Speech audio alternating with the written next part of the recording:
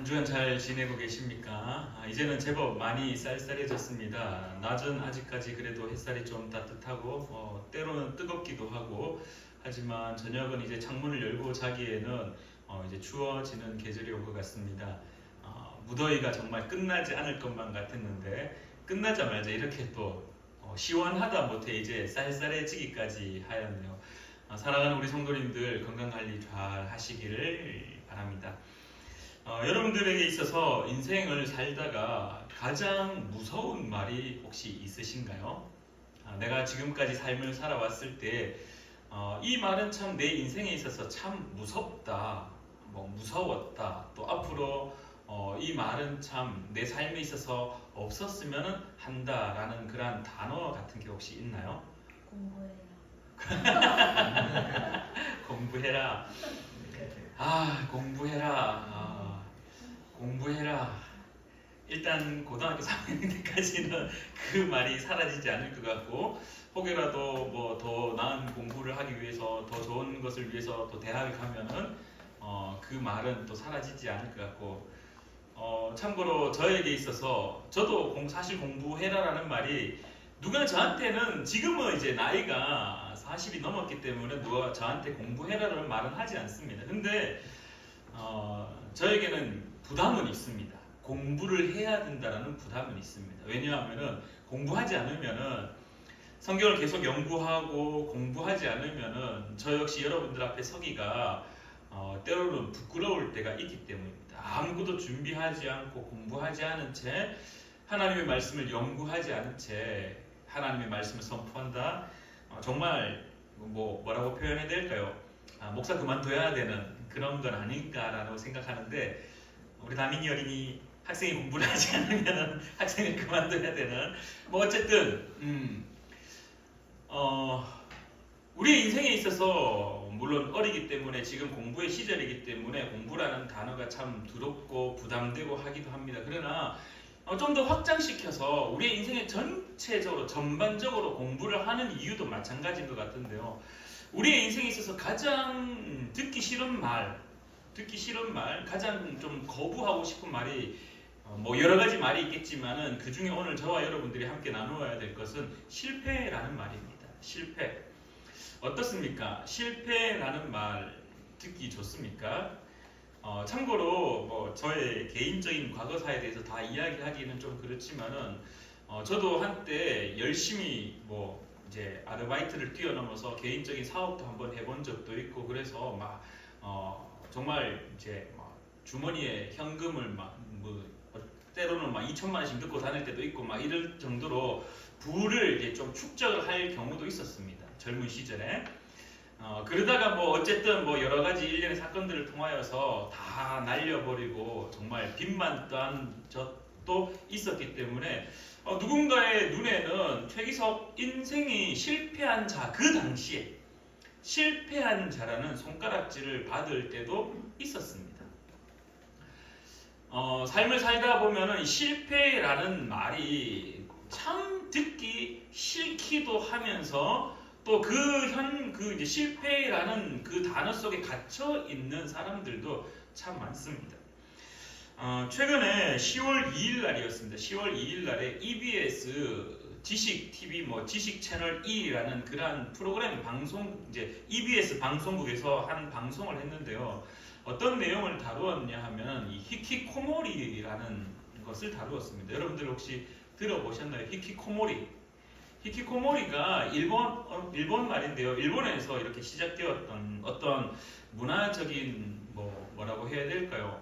안 좋은 형태입니다. 안 좋은 형태. 쉽게 우리말로 표현하면은 은둔형 외톨이입니다. 은둔형 외톨이. 은둔형 외톨이에 대해서 다루었었는데 여기에서 이제 2022년 한국보건사회연구원에서 19세에서 34세까지 되는 젊은 청년들을 조사를 해봤습니다. 조사를 해봤는데 무려 몇 명이냐 하면은 24만 4천 명. 24만 4천 명이 은둔형 외톨이로 집 안에 자기의 방에 들어가서 문을 닫고 외부와의 모든 사회적 관계를 단절한 채 그렇게 살아가고 있다라고 합니다. 일본은 뭐 이것보다 더 심각한 지금 상황이고요. 그래서 한국이 지금 일본을 뭐 참 좋은 것만 배웠으면 좋겠는데 이런 사회적 안 좋은 현상을 배워가고 있다라고 해서 여기 TV에서도 심지어 외국에서도 한국의 은둔형 외톨이를 지금 심각하게 지켜보고 있다라는 그러한 방송이 나왔었는데 그 방송 중에 우리가 또 눈여겨 바라보아야 될, 지켜보아야 될 하나의 말이 무엇이냐면은 왜 이렇게 은둔형 외톨이가 되었습니까? 라는 질문 앞에 대답하는 대다수의 대답이 실패였습니다. 이 사회적으로 살아가는 데 있어서 사회성을 가지고 많은 사람들과 함께 삶을 살아갈 때 실패할 것에 대한 두려움, 또 두 번째는 실수였습니다. 내가 실수했을 때 나를 이제 고용하고 있는 고용주로부터 내가 속해고 살아가고 있는 이 사회로부터 내가 실수했을 때 나를 향하여서 손가락질하는 것들이 너무나 부담이 된다. 그래서 결국 그 실수가 누적되어서 그것을 누적되는 그 상황들을 바라보는 많은 사람들이 말하기를 당신은 실패했다라고 손가락질하는 모습들.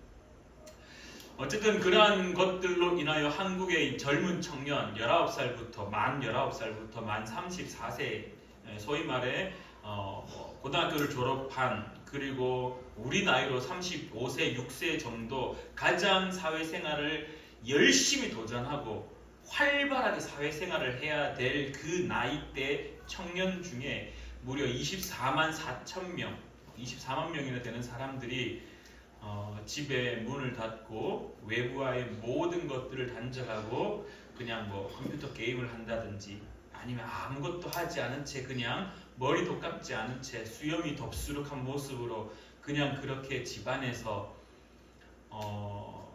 먹는 것도 그냥 부모님이 주시는 뭐 어떻게 표현해야 될까요? 그 내용 중에 어떻게 나왔냐면은 감옥에 있는 죄수들한테 이 배식을 해주는 사식을 넣어주듯이 문 앞에 두면은 그 청년이 문을 열고 자기가 싹 들고 들어가고 그리고 문을 닫고 먹은 것들을 내놓는 청년도 있지만은 자기의 방에 계속해서 쌓여져 가는 모습, 그러한 안타까운 모습들을 우리가 좀 바라보았습니다. 꼭 이 실패라는 말이 이 세상을 살아가고 있는 젊은 청년들, 뭐 물론 우리가 이렇게 살아가는 모든 인생들 실패라는 말을 참 싫어합니다. 두렵기도 하고 부담스럽기도 하고 어떤 이들은 그 실패라는 것이 부담스러워서 자신의 집 안에 은둔 생활을 하고 있는 모습들. 근데 꼭 비단 이 비그리스도인들만의 문제가 아니라 그리스도인들에게 있어서도 이 성공과 실패, 특별히 실패라는 단어를 참 부담스러워하고 힘들어합니다. 그래서 신앙생활의 성공, 신앙생활의 실패, 당신은 신앙생활에 성공을 했습니다. 당신은 신앙생활에 실패를 했습니다. 근데 여기에 대한 잣대를 과연 우리는 어디에 두고 살아가고 있는가? 뭐 여러 가지 문제들. 그래서 오늘은 제가 여러분들과 함께 여호와께서 자기 백성을 돌보시사라는 제목을 가지고 세 명의 인물을 한번 좀 살펴보고자 합니다. 첫 번째 인물이 누구냐 하면은 엘리멜렉이라는 사람입니다. 오늘 우리가 읽었던 이 룻기서의 주인공들이 인물들이 참 많이 등장하는데 그 첫 번째로 등장하는 인물이 엘리멜렉인데요. 엘리멜렉은 1장에만 등장하고 그 이후에는 사라져 버립니다. 왜냐하면 우리가 잘 알고 있듯이 나오미의 남편이었던 엘리멜렉은 일찍 죽습니다. 그래서 이 두 아들도 일찍 죽게 됩니다. 그래서 우리는 이 룻기의 주인공을 나오미, 그리고 그의 며느리였던 룻, 그리고 나중에 보아스, 그리고 그들 통하여서 다윗이 태어나게 되는 이세, 이렇게 연결되어지는 예수 그리스도까지 연결되어지는 족보의 하나의 중요한 기점으로 살펴보는데요. 근데 여기서 우리가 빠지지 않아야 될 한 인물이 있다라면은 엘리멜렉이라는 사람입니다. 여러분들 엘리멜렉이 어떤 사람인지 우리가 한번 좀 살펴보기를 원하는데요. 먼저 우리 엘리멜렉이 살았던 그 시대에 대한 이야기를 좀 해보기를 원합니다. 먼저 룻기 1장에 우리가 한번 살펴보겠습니다. 룻기 1장 1절 말씀에 살펴보시면 이렇게 고백합니다. 사사들이 치리하던 때에 그 땅에 흉년이 들었다라고 성경은 말합니다. 룻기에 이 룻이 살았던, 나오미가 살았던, 엘리멜렉이 살았던 시대는요, 사사들이 통치하던, 사사들이 치리하던 때입니다. 그러니까 쉽게 말하면은 사사기의 역사의 상황들이 이 룻기의 상황과 동일한 시절이었다라는 겁니다. 근데 여기서 우리가 한번 생각해 보아야 될 것들, 과연 그러면은 사사기 시대는 어떤 시대였느냐? 사사기 21장 25절입니다. 사사기 21장 25절에 이 사사기 시대를 정확하게 한 줄로 평가를 하는데요. 사사기 21장 25절은 사사기의 마지막 장과 마지막 절입니다. 그러니까 사사기에 딱 끝나는 사사기서를 평가하는 이 사사기 시대를 단 한마디로 평가하는데 어떻게 평가하냐면은 이스라엘의 왕이 없으므로 각기 자기의 소견에 옳은 대로 행하였더라라고 성경은 말합니다. 여러분들 의문이 들지 않습니까? 사사시대 때 왕 없었습니다. 근데 사사시대 때 왕을 간구하는 모습보다 원래 이스라엘 백성들을 다스리던 자가 있었습니다. 누구였습니까? 하나님이 이스라엘을 다스리던 분입니다. 모세가 있고 여호수아 장군이 있고 사사시대에 사사들이 있었다? 그들은 이스라엘을 하나님의 도구로서 하나님의 말씀을 선포하던 자로서 위임받은 자로서 어떤 상징적으로 보여주는 눈에 보여지는 모습이었지 실질적으로 이스라엘을 다스리던 분은 누구냐라고 질문하면요 하나님이셨습니다. 근데 사사기 21장 25절에 무엇이라고 말하냐면 이스라엘의 왕이 없으므로 이 말은 실질적으로 그 당시 주변 국가에는 이미 왕이 통치하는 이집트라든지 주변에 바벨론이나 이런 데는 다 왕이 통치하던 시절이었다라고 말한다라면 실질적으로 이스라엘에 왕이 없던 것 맞습니다. 근데 이스라엘에 왕이 없다라는 표현 속에 우리가 무엇을 놓치면 안 되냐 하면은 분명히 하나님이 이스라엘을 출애굽시켜서 지키시고 보호하시고 다스렸음에도 불구하고 저자는 이스라엘의 왕이 없다라고 표현했다라는 것은 이스라엘 백성들이 여호와 하나님을 왕으로 인정하지 않았다라는 소리입니다. 그러면서 동시에 그를 향하여서 무엇이라고 표현하냐면은 각기 자기의 소견에 옳은 대로 행했다라고 성경은 말합니다. 하나님을 왕으로 섬기지 않고 하나님 당신은 우리의 왕이 아닙니다. 당신을 왕으로 인정하지 않습니다. 라고 함과 동시에 그러면 어떻게 그들이 살았느냐?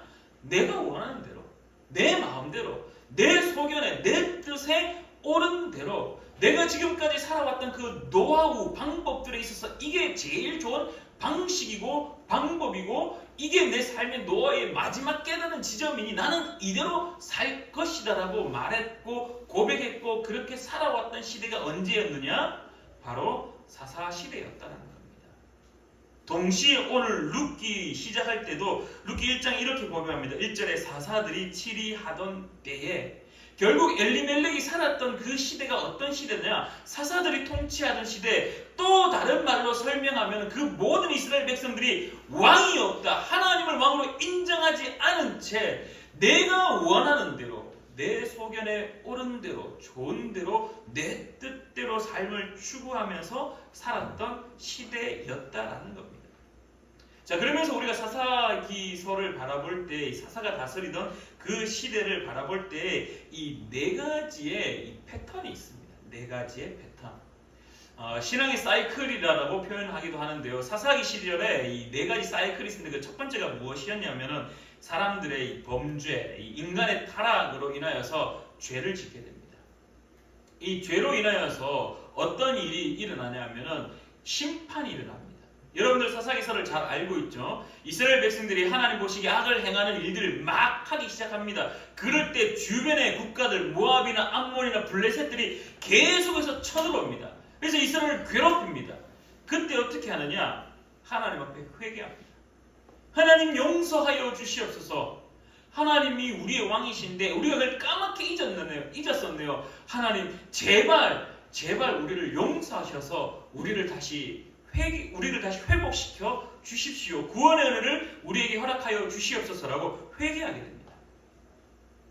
그리고 난 이후에 하나님이 그 음성을 들으시고 어떻게 하시느냐? 그들에게 사사를 보냅니다. 우리가 익히 잘 알고 있는 뭐 기드온이라든지 입다 장군이라든지 삼손이라든지 이러한 위대한 사사들을 세워서 사사들이 그 침략한 주변 국가들을 다시금 물리치게 하시고 그리고 이스라엘 백성들을 다시금 구원케 하셔서 그래서 사사기 마지막에 항상 사사들의 통치 그 마지막 시절에 어떻게 고백하냐면은 사사들이 뭐 30년, 20년, 40년을 통치하던 그 시절에는 평안하더라라고 성경은 말하고 있다는 거예요. 그래서 하나님의 구원의 역사가 일어납니다. 근데 그 시절이 그 사사들의 통치의 시절이 끝남과 동시에 어떻게 되느냐? 다시 그들은 배신하게 됩니다. 그래서 제가 오늘 이렇게 적어놨습니다. 사사시대의 사이클, 범죄 그리고 배신이라고 관로를 해놓은 이유가 범죄했을 때 하나님이 그들을 향한 심판, 다시 하나님 앞에 회개, 하나님의 은혜를 구해서 다시 구원받고 그럼에도 불구하고 다시 배신하여서 범죄하여지는 그래서 이 네 가지 패턴이 계속해서 사사기 시절에 일어납니다. 근데 여러분들 비단 이 사사 시대에만 이런 일들이 일어났느냐라고 질문한다면요, 그렇지 않습니다. 오늘도 여전히 이 일은 일어나고 있습니다. 성경에 기록되어 있는 수많은 믿음의 선배들의 이야기 속에 성경 속에 남의 나라 이야기처럼 보이지만 그러나 오늘 우리의 삶도 동일하다라는 겁니다. 우리도 역시 하나님을 왕으로 고백하는 그러한 땅에 살고 있습니다. 하나님의 다스림이 있다라고 인정합니다. 그러나 실제 우리의 삶을 돌아보면요, 하나님의 다스림 그것보다 내 인생에 가지고 살아왔던 그 노하우를 더 우선시하고 그것을 먼저 활용하려고 하고 있다는 것. 그걸 다른 말로 무엇이라고 표현하냐 하면은 범죄자, 배신자, 하나님이 왕이 있음에도 불구하고 내 뜻대로 살고자 노력하는 것. 그래서 범죄하고 배신합니다. 그러면 반드시 심판이 오게 되어 있습니다. 심판받는 자는 어떻게 하느냐? 주님 용서해 주십시오. 주님 살려 주십시오라고 회개의 기도를 하게 됩니다. 근데 하나님은 우리를 포기하지 않으시고 하나님 여전히 우리를 향하여서 그래 이제 돌아왔니? 그래 너에게 나의 긍휼의 은혜를 허락하겠노라 라고 하셔서 다시 구원을 받게 됩니다. 평안의 시절을 누리게 됩니다. 근데 또 그 시간이 지나다 보면요 망각하여져서 우리는 다시금 배신자가 되어 타락을 하게 됩니다. 갑자기 떠올랐습니다. 제가 청소년들한테 이야기를 할 때 이런 성은 배시오 이름은 신자들 막 이렇게 죄송합니다. 아무도 재미가 없네요. 아이들한테 막 이야기할 때 성은 배시오 이름은 신자들 그러면서 이 배신자들아 그러고 놀렸던 시절이 기억이 나는데 준비한 것은 역시 되지 않습니다. 어쨌든 뭐 이러한 사이클을 사사 시절에 가지고 있습니다. 그런 삶을 살아가는 그 시절 속에 엘리멜렉이 살았던 환경 속에 어떤 일이 일어났냐 하면은 사사들이 치리하던 때 그 땅에 흉년이 들었다라고 성경은 말합니다. 룻기 1장 1절에 무슨 말입니까? 흉년이 들었다라는 말. 흉년이 들었다는 말. 범죄하고 배신하여서 수많은 사람들이 하나님이 없는 것처럼 그렇게 살고 있던 시절에 흉년이 들었다라는 말은 어떤 사이클이 지금 작용하기 시작했느냐? 바로 앞서 언급드렸던 사사 시절에 있었던 그 사이클, 인간이 범죄하였고 인간이 배신하였을 때 하나님 그것을 향하여서 심판한다라는 것. 그래서 흉년은 첫 번째 모습은 심판입니다. 심판. 그러나 여러분들 우리가 잘 알고 있듯이 열왕기상 우리가 열왕기상을 기억하셔야 됩니다. 17장에 보시면은 아합과 이 엘리야의 싸움을 시작하는데 전면전으로 엘리야가 아합 왕에 가서 선포합니다. 지금부터 하나님이 말씀하실 때까지 절대로 비가 내리지 않을 겁니다. 라고 이야기를 합니다. 선포합니다. 여러분도 혹시 기억나시죠? 그래서 이 흉년은 우리가 지난번에도 한번 다루었듯이 흉년은 하나님의 심판임과 동시에 바알의 힘이 없다라는 것을 보여지는 바알이 아무런 능력이 없다라는 것을 보여주는 하나님의 사인, 상징, 하나님의 능력을 드러내기 시작하는 것이라는 겁니다. 그래서 오늘 이 룻기 1장 1절에 엘리멜렉이 처했던 상황을 우리가 한번 살펴보면은 사사들이 치리하던 때 하나님을 왕으로 인정하지 않고 자기의 소견에 옳은 대로 살아가는 그 시절에 흉년이 들었다. 하나님이 심판을 하기 시작하심과 동시에 하나님이 어떤 분이신 것을 드러내기를 원한다라는 것. 그래서 하나님의 심판이며 동시에 하나님의 구원의 은혜가 시작되는 것이 바로 흉년 속에서 우리가 발견할 수가 있습니다.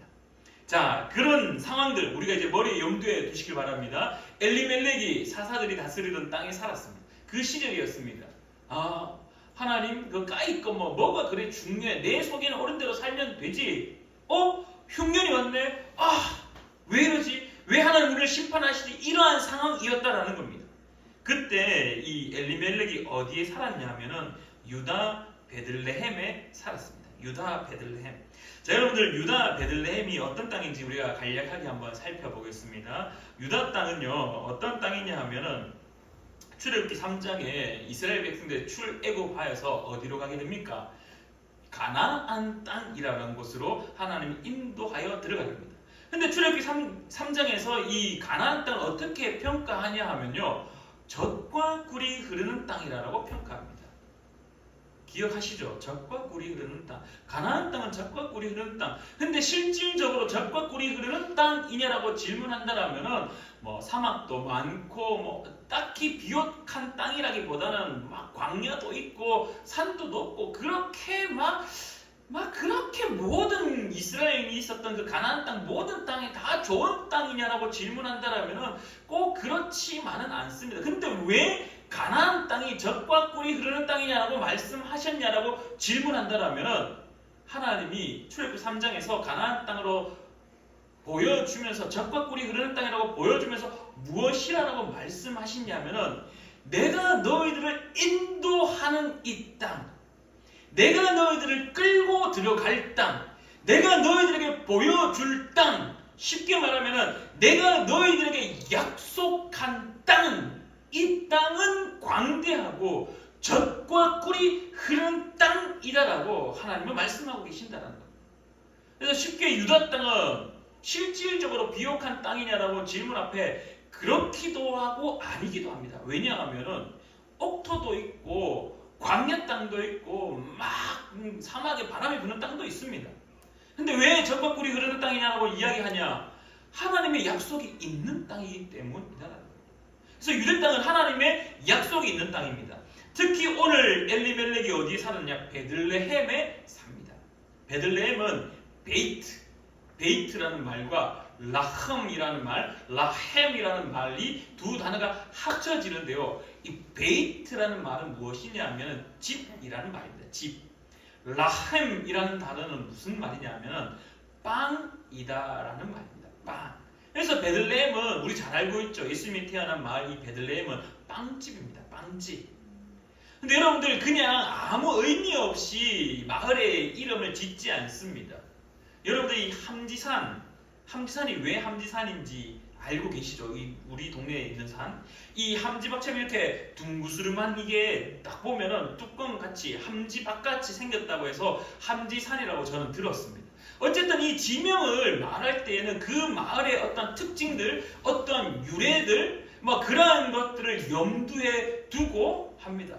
여러분들 반야월이라는 말 아시죠? 안심이라는 말 아시죠? 전부 다 누구죠? 도망가던 왕.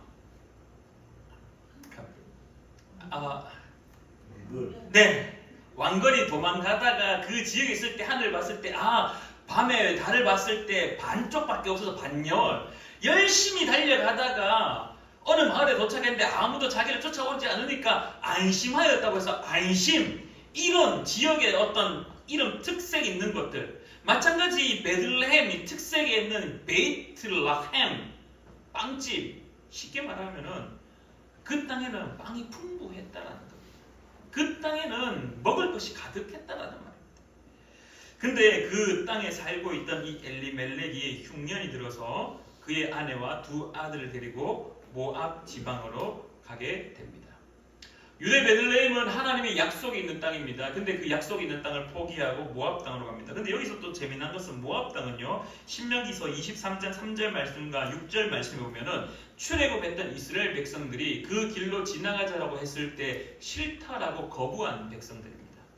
그래서 어떻게 했냐 하면은 하나님이 뭐라고 표현했냐 하면은 모압의 족속, 암몬의 족속, 그 모든 모압 자손과 암몬 자손은 하나님의 총회에 절대로 들어오지 못하게 막으라라고 성경은 말하고 있습니다. 그러면서 동시에 또 신명기 23장 6절 말씀에 무엇이라고 하냐면은 저들을 향하여서 절대로 축복해 주지 마라. 언제까지? 영원토록 축복하지 마라라고 할 정도로 이 모압, 암몬, 이 모압은요, 하나님의 백성들의 입장에서는 그렇게 좋지만은 않은 땅이었습니다. 근데 이 엘리멜렉이 그의 아내와 두 아들을 데리고 모압 지방에 가게 됩니다. 자, 여러분들 이제 머릿속으로 큰 그림을 좀 그려보았으면 합니다. 엘리멜렉이 살았던 시대 사사시대였습니다. 그러면서 그가 유대 땅, 하나님의 약속이 있는 그 땅 베들레헴에 머물러 있었습니다. 근데 어떻게 되었습니까? 흉년이 닥쳐왔습니다. 사사시절에 흉년, 그들에게 있어서 심판은 어떻게 보면은 자주 있는 일들이었습니다. 왜냐하면 그들이 하나님을 모른 채 살아왔기 때문에. 근데 심판이 있을 때 이 엘리멜렉이 왜 흉년이 들었을 때 모압으로 갔을까라는 질문, 이제 쉽게 답이 나옵니다. 왜 모압으로 갔을까? 왜 모압으로 갔을까? 실질적으로 모압은 이스라엘보다 더욱더 비옥한 땅입니다. 실질적으로 강수량도 이스라엘보다 더 풍부하였기 때문에 더 비옥한 땅이라고 합니다. 왜 모압으로 갔을까? 그냥 눈에 보여지는 것이 좋아서? 만약 이렇게만 대답하기에는 너무나 이 현실적인 대답밖에 되지 않습니다. 근데 오늘 1장에서 말하듯이 사사시절에 치리하던 때라는 것을 염두에 두고 우리가 생각을 해보면요, 엘리멜렉은 인생을 살다가 흉년이 들었을 때 어떻게 했느냐? 자기의 소견에 옳은 대로 모압 땅으로 가게 되었다라는 겁니다. 이 사사시대의 엘리멜렉은 하나님의 약속이 있는 땅이 있음에도 불구하고 그 땅에서 하나님을 바라보는 것이 아니라 어떻게 했느냐? 내 소견에 옳은 대로 그냥 행하였다라는 겁니다. 그래서 모압 땅으로 간 겁니다. 이것을 오늘 딱 한 단어로 표현하자면요, 현실 도피. 현실 도피. 주어진 현실을 여기 있었다가는 안 되겠다, 여기 있다가는 안 되겠다, 아무리 둘러봐도 하나님의 약속, 그것보다는 실질로 눈에 보여지는 저 비옥한 땅, 저 모압, 저기 가서 사는 게 좀 더 현실적으로 더 우리의 삶이 풍요로워질 수 있는 가능성이 높겠구나. 자기의 소견에 옳은 대로 모압 땅으로 내려가게 됩니다. 그리고 나서 어떻게 됩니까? 엘리멜렉은 모압 땅에서 죽게 됩니다. 그리고 두 아들도 죽게 됩니다. 자, 이제 또 다른 사람을 우리가 한번 살펴보고자 합니다. 이삭이라는 사람을 한번 살펴보고자 합니다. 여러분들 성경에 우리 이삭 이삭 그러면 대단한 사람으로 이해하고 있습니다. 물론 대단한 사람입니다. 근데 성경에 기록되어 있던 창세기 12장에 아브라함이 등장합니다. 그리고 마지막 50장까지 쭉 이어질 때 이 12장부터 창세기 끝장까지 등장하는 주요 인물이 4사람이 있습니다.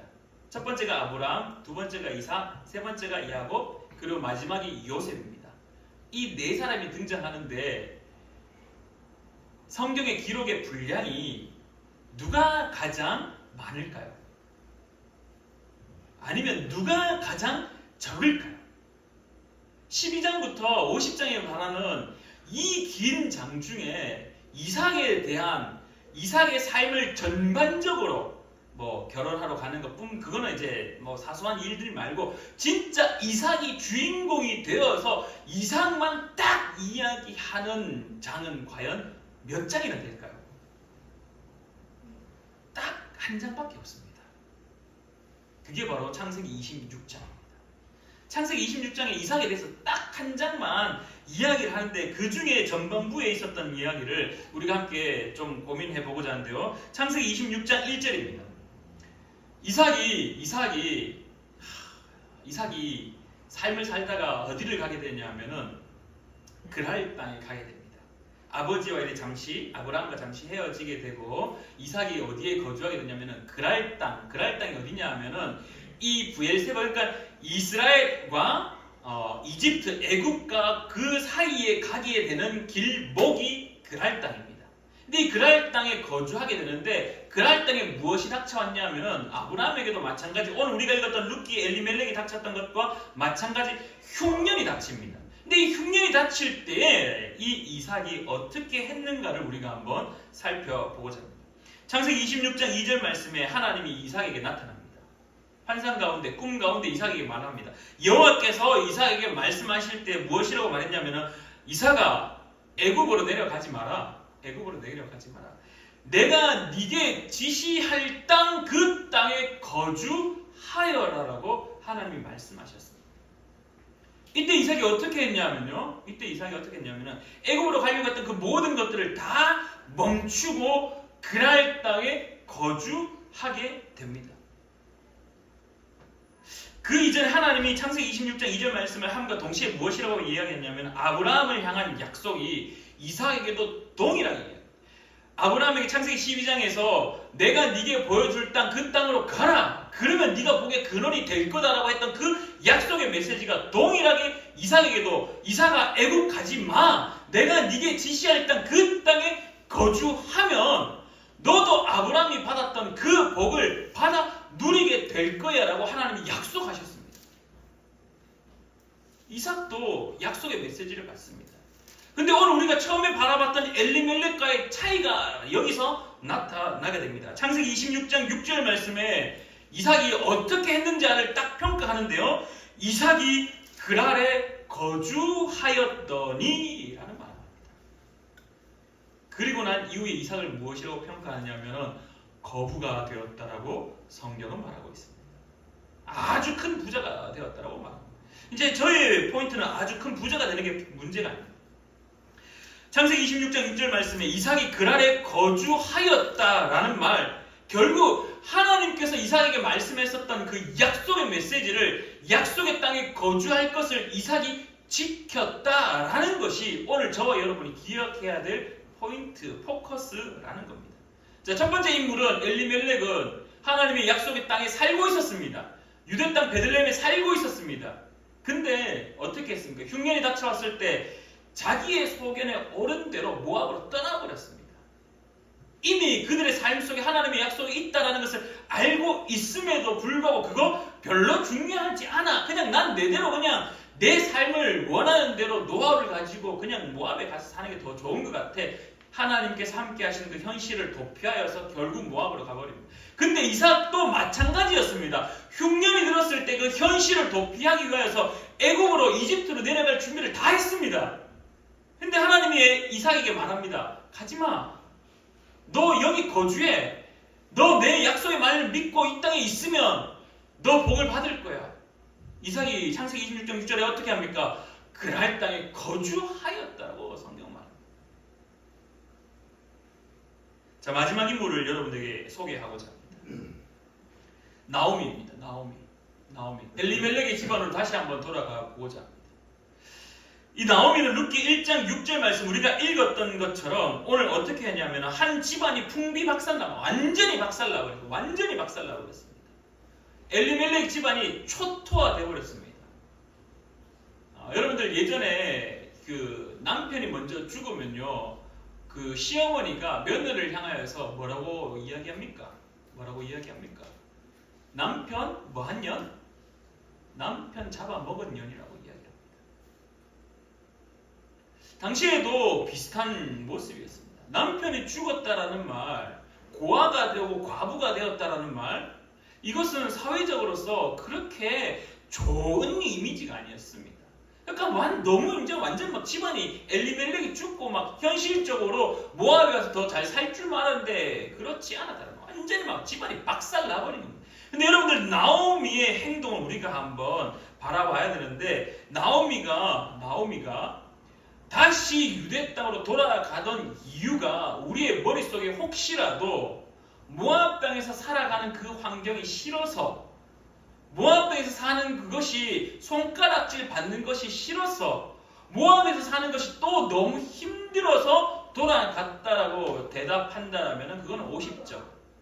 진짜 왜 돌아갔냐라고 질문한다라면 룻기 1장 6절에 이렇게 말합니다. 그 여인이 나오미입니다. 모압 지방에서 여전히 살고 있었는데 여호와께서 자기 백성을 돌보시사 그들에게 양식을 주셨다 함을 듣고라는 거.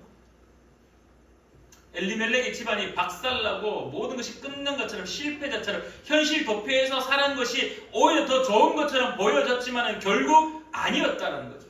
나오미가 무엇을 들었냐? 여호와께서 자기 백성을 돌보신다는 소식을 듣게 되었다는 겁니다. 그래서 모압 땅에서 다시 하나님의 약속이 있는 유대 땅으로 그의 삶의 방향을 돌이켰다라는 것입니다. 결국 나오미는 하나님의 약속의 땅으로 돌아오게 됩니다. 여러분들 룻기 마지막 장에 보시면 무엇이 나오냐 하면 룻기 제일 마지막 장에 이제 보아스와 룻이 결혼을 하고 그리고 그 보아스와 룻을 통하여 태어난 이새를 통해서 이제 다윗 그리고 우리가 잘 알고 있듯이 다윗을 통해서 나중에 예수 그리스도가 탄생되어지는 그 수많은 그 놀라운 은혜의 역사들의 시작 지점. 오늘 제가 여러분들에게 무엇을 말하고자 하느냐 하면 인생을 살다 보면요 우리가 하나님이 없는 것처럼 사사들이 다스리던 시절처럼 이스라엘 왕이 없는 것처럼 그렇게 살아가는 모습이 우리에게 분명히 있다라는 겁니다. 퍼펙트한 그리스도인에서 사느냐고 질문할 때 저는 그렇게 퍼펙트하게 살아갑니다라고 누가 여기에서 대답할 수 있겠습니까? 아무도 없다라는 거죠. 다 불완전하고 다 연약하고 다 넘어지고 때로는 엎어져서 무엇을 할 수 없어서 허우적거리고 살아가는 저와 여러분의 삶 속에 그러한 삶 속에 우리는 과연 어떻게 할 것인가? 성경은 답을 제시하면서 동시에 질문하고 있습니다. 세 인물을 보여줍니다. 엘리멜렉은 흉년이 왔을 때 자기의 소견에 옳은 대로 했어. 하나님이 도대체 어디에 있어? 하나님의 약속 그게 뭐가 그리 중요해? 내 눈에 좋은 모압 땅으로 나는 갈 거야. 근데 오늘 또 다른 인물 이삭은 하나님의 말씀에 순종한 자로 성경은 기록합니다. 하나님의 말씀에 순종한 자. 그랄 땅에서 애굽으로 떠날 모든 체험을 다 하였지만 하나님이 그에게 약속하셨습니다. 너 거기에 있어. 거주해. 근데 우리 여기에 두 가지 정도만을 너무나 좀 흙과 백처럼 정말 이거 아니면 저것처럼 엘리멜렉은 자기의 소견에 옳은 대로 행했기 때문에 실패한 것처럼 현실을 도피하여서 실패한 것처럼 이삭은 모범답안 이삭은 모범답안 하나님의 말씀에 순종했기 때문에 그가 거부가 됐다. 그래 모범답안 그래 우리는 모범답안을 지켜야지. 근데 삶은 그렇게 만만치 않습니다. 우리의 삶의 모습은 오히려 엘리멜렉의 집안과 같은 경우가 더 많다는 겁니다. 근데 여러분들 우리가 중요하게 한 가지 놓치지 말아야 될 것은 엘리멜렉이 그렇게 자기의 소견에 옳은 대로 떠나서 그의 집안이 박살난 것처럼 보여지지만 그의 집안에서 하나님의 구원 은혜가 다시 시작되었다라는 겁니다.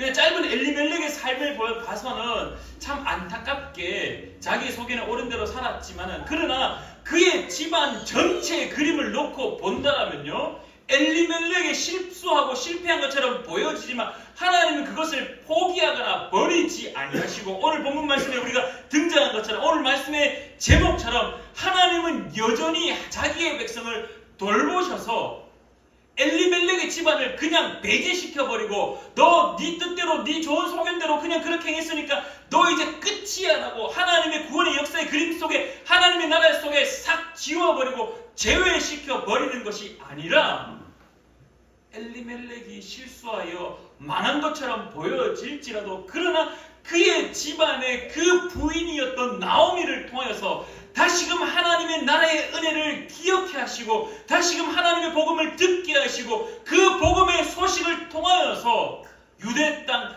젖과 꿀이 흐르는 땅, 하나님의 약속이 있는 땅으로 다시금 돌이키게 하는 모습을 오늘 성경은 우리에게 말하고 있다라는 것입니다. 엘리멜렉만을 바라보지 마십시오. 엘리멜렉이 실패한 것처럼 그렇게 쯔쯔쯔 그리지 마시길 바랍니다. 엘리멜렉의 실수가 모든 것을 다 끝내버린 것이 아니었다는 겁니다. 엘리멜렉이 현실 도피하여 떠난 것처럼 보여질지만은, 그러나 하나님은 그 가정을 포기한 것이 아니라 나오미의 귀에 다시금 하나님께서 그 백성을, 자기 백성을 돌보신다는 소식을 듣게 하셨다는 겁니다.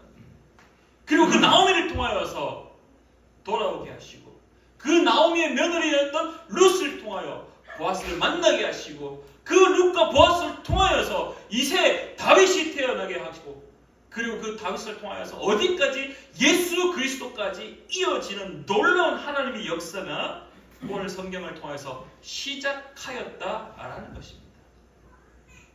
사랑하는 우리 푸른 나무 교회 성도님들, 사도행전 1장 4절 말씀 우리가 한번 찾아보셨으면 좋겠습니다. 사도행전 1장 4절입니다. 우리 혹시 성경 있으신 분들 함께 찾아서 함께 읽었으면 합니다. 우리 시간이 조금 가지만요, 우리 사도행전 1장 4절입니다.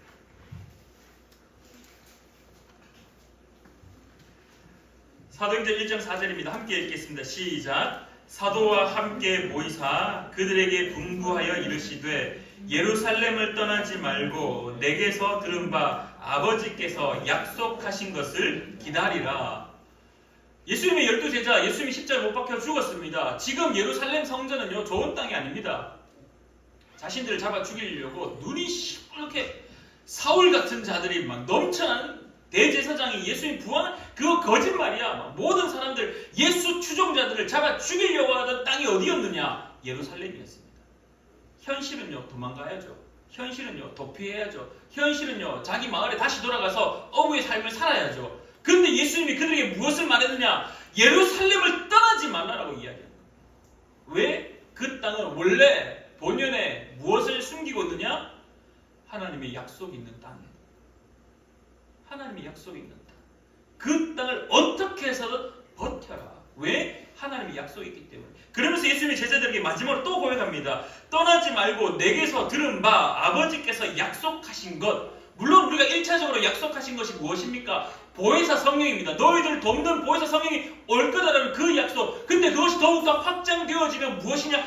하나님이 너희와 함께 한다라는 그 약속. 하나님이 너희들 지킬 거다라는 그 약속. 하나님께서 인도하여서 젖과 꿀이 흐르는 가나안 땅으로 인도하여 돌보아 지킨다는 그 약속. 내가 너희와 항상 함께 하겠다라는 그 약속이 어디에 있느냐? 예루살렘 땅에 있다라는 겁니다. 사랑하는 우리 푸른나무 성도님들, 우리의 삶을 살다 보면 흉년이 닥쳐옵니다. 심판이 있습니다. 하나님이 없는 것처럼 살 때 하나님 우리를 향해서 심판하는 것처럼 고난 가운데에 서 있습니다. 그러나 그 고난은 반드시 하나님의 일하심이 함께 시작된다는 것을 기억하시길 바랍니다. 그리고 나서 혹여라도 내가 물론 모범답안 이삭과 같이 그 땅에 거주하는 것 가장 좋지만은, 그러나 내가 실수하여 내 소견에 옳은 대로 모압 땅으로 갈지라도 하나님은 여전히 나오미에게 하나님의 복음을 선포하였다라는 겁니다. 우리의 가정 가운데 혹여라도 내가 실수하여서 모압 땅으로 갈지라도 하나님은 여전히 우리에게 하나님의 백성을 지킨다라는 그 소식을 선포하고 계신다. 그래서 나오미가 어떻게 합니까? 그 소식을 듣고 유대 땅으로 돌아가는 것을 보여주고 있다는 겁니다. 사랑하는 우리 푸른나무 교회 성도님들, 실수할 수 있습니다. 실패할 수 있습니다. 문을 닫고 방 안에 갇혀 은둔형 외톨이 히코코모리가 되는 것이 바람직한 것이 아닙니다. 실패할 수 있습니다. 실수할 수 있습니다. 그러나 하나님은 여전히 그 백성에게 하나님께서 자기의 백성을 돌보신다는 소식을 선포하고 있다. 그럴 때에 나오미가 그것을 거부하고 엘리멜렉처럼 아니요, 모압 땅에서 더 버틸게요. 아니요, 이 땅이 더 비옥하네요. 아니요, 하나님의 약속 그거 아니고 이 땅이 더 내가 비비고 살아야 될 땅이네요. 나의 현실 유대 땅 그거 싫어요 라가 아니라, 알겠습니다. 하나님의 약속이 있는 땅, 그 땅 다시 돌아가겠습니다. 다시 돌아가겠습니다. 사랑하는 우리 푸른나무 교회 성도님들, 혹시라도 우리가 지금 실패한 것처럼 보여지고 실수한 것처럼 보여져서 하나님으로부터 멀리 떠나 있는 것처럼 보이더라도 여전히 하나님은 여러분들을 지켜보고 계신다는 사실, 예루살렘을 떠나지 말고 하나님께서 약속하신 것을 기다리라고 했던 그 예수님의 마지막 명령처럼 여러분의 삶의 자리가 예루살렘처럼 정말 처절하기도 하고 나를 죽이려고 하는 그 수많은 눈빛들과 손가락질, 그리스도인들을 향한 그 어리석다라는 말이 넘쳐날지라도 하나님의 약속의 땅을 지키며 떠났을지라도 그 약속의 메시지를 다시 듣고 돌아보는 저와 여러분 되기를 간절히 기도합니다. 기도하겠습니다. 참 좋으신 하나님 아버지, 은혜를 진실로 감사드립니다. 하나님, 오늘도 여전히 하나님께서 우리를 사랑하고 계시며 하나님께서 오늘도 여전히 우리를 지키신다는 사실을 기억하는 자 될 수 있도록 주님 도와주시옵소서. 모범 답안이 있습니다. 그러나 이삭이 모범 답안을 우리에게 제시하는 것처럼 우리의 삶을 돌아보니 참 그 모범 답안을 살아내기가 쉽지만은 않은 것 같습니다. 그래서 엘리멜렉처럼 내 속에 옳은 대로 행할 때가 참 많은 것 같습니다. 그러나 우리의 가정 가운데 계속해서 하나님의 약속의 메시지를 선포하여서 다시금 나오미가 행했던 것처럼 하나님의 말씀을 따라 다시 유대 땅으로 돌아가는 자 될 수 있도록 주님 도와주시옵소서. 여호와께서 자기 백성을 돌보신다는 사실을 잊지 않는 사랑하는 우리 푸른나무 교회가 되기를 간절히 구하며 살아계셔 역사하시는 예수님의 이름으로 기도드리옵나이다. 아멘.